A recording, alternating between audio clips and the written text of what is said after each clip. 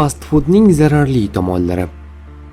Fast food taomlari tez tayyorlanishi va mazali bo'lishi bilan mashhur, ammo ularni tez-tez iste'mol qilish sog'liq uchun salbiy oqibatlarga olib kelishi mumkin. Semirish xavfini oshiradi. Fast food tarkibida kaloriya juda ko'p bo'ladi. Yog' va shakar miqdori yuqori bo'lgani uchun ortiqcha vazn to'planishiga sabab bo'ladi. Trans yog'lar va to'yingan yog'lar xolesterin miqdorini oshiradi. Bu esa qon tomirlari torayishi va yurak xastaliklariga olib kelishi mumkin.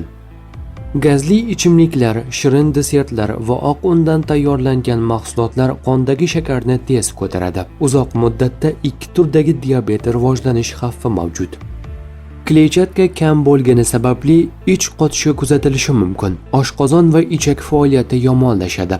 Fast food tarkibida tuz juda ko'p bo'ladi. Bu yuqori qon bosimi va yurak qon tomir muammolariga sabab bo'lishi mumkin.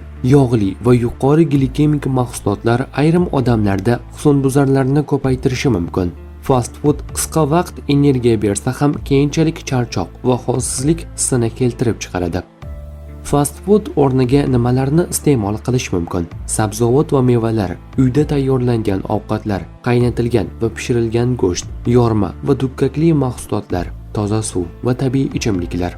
Xulosa qilib aytilganda, fast foodni vaqti bilan iste'mol qilish odatda katta muammo tug'dirmaydi, ammo uni muntazam ravishda yeyish semirish, yurak kasalliklari, diabet va boshqa sog'liq muammolari xavfini oshirishi mumkin.